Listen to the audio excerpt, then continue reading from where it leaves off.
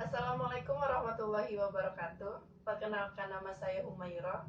Di sini saya akan mempresentasikan tugas besar dua bahasa Indonesia dengan tema minat bahasa Indonesia di negara lain.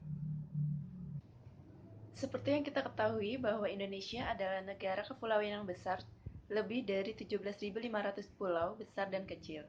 Indonesia juga merupakan negara yang memiliki daya tarik tersendiri untuk dikunjungi. Tak heran, banyak orang asing dari berbagai negara yang datang ke Indonesia, baik untuk melanjutkan studi, bekerja, ataupun hanya untuk sekedar berwisata.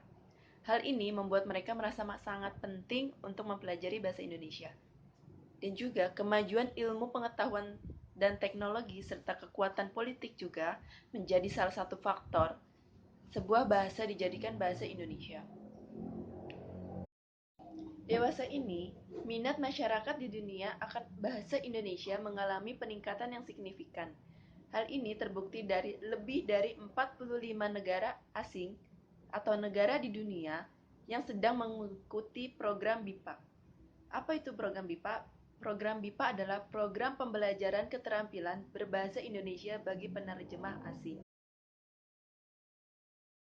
Lalu, negara mana sajakah yang mempelajari bahasa Indonesia?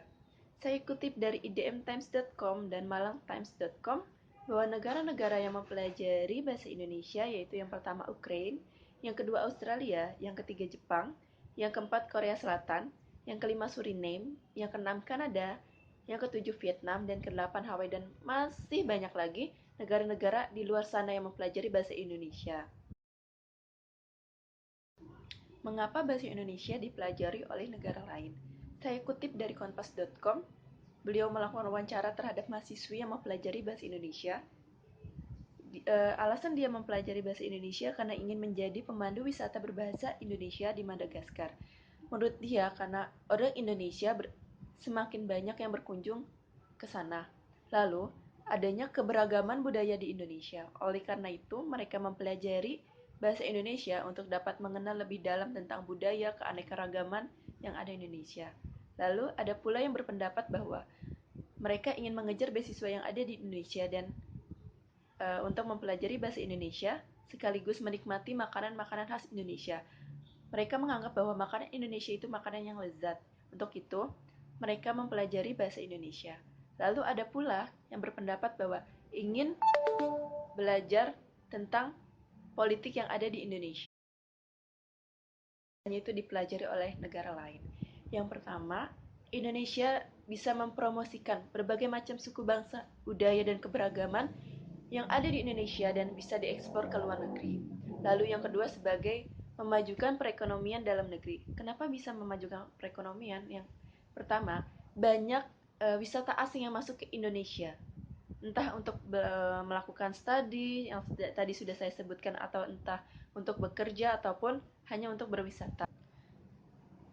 Kesimpulan dari presentasi yang saya sampaikan ada Indonesia adalah negara yang sangat luas, negara yang sangat banyak aneka-ragaman budaya, kesenian, suku bangsa, bahkan bahasa, namun kita tetap menjadi bahasa persatuan yaitu bahasa Indonesia. Hal ini terbukti dari 45 negara di dunia yang sedang mengikuti program BIPA, yang sedang mempelajari bahasa Indonesia, yang sedang mempelajari keanekaragaman yang ada di Indonesia. Dan juga bahasa Indonesia dijadikan bahasa resmi kedua di Vietnam.